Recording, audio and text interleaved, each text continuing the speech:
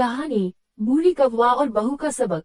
एक घने जंगल में एक बड़ा सा पेड़ था जिस पर 3 कौवों का परिवार रहता था। इस परिवार में बूढ़ी कौवा, उसका बेटा और उसकी बहू रहते थे। बूढ़ी कौवा बहुत तेज तर्रार और ताने मारने वाली थी।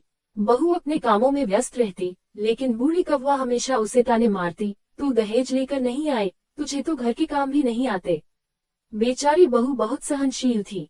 वह कभी पलटकर जवाब नहीं देती, बस चुपचाप अपनी जिम्मेदारियां निभाती।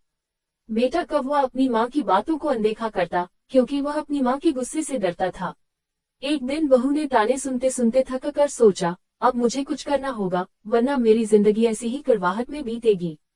उसने एक योजना बनाई। अगले दिन बहू ने एक हंसमुख अंदाज में बूढ़ी कौवा से कहा, माँ, आपने कितनी चीजें देखी है और कितने अनुभव किए हैं।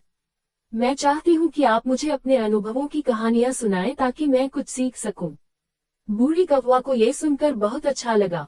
उसने सोचा, कम से कम ये बहू मुझसे कुछ सीखने की कोशिश कर रही है। फिर वो बहू को अपनी पुरानी कहानियां और अनुभव सुनाने लगी। बहू हर कहानी में बूढ़ी कौवा से अच्छे अच्छे गुण सीखने की बात करती।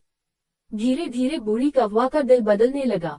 उसे महसूस हुआ कि वह बेवजह अपनी बहू को ताने मारती थी। अब उसने बहू को ताने मारना छोड़ दिया और उसकी मेहनत को सराहने लगी। कुछ समय बाद इस परिवार में शांति और प्यार लौट आया।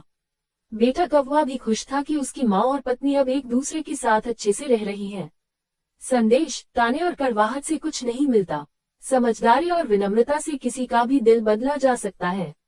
अगर आपको ये कहानी पसंद आए हो तो इसे लाइक और शेयर करें। ऐसी और मजेदार कहानियों के लिए हमारे चैनल को सब्सक्राइब करना न भूलें। धन्यवाद।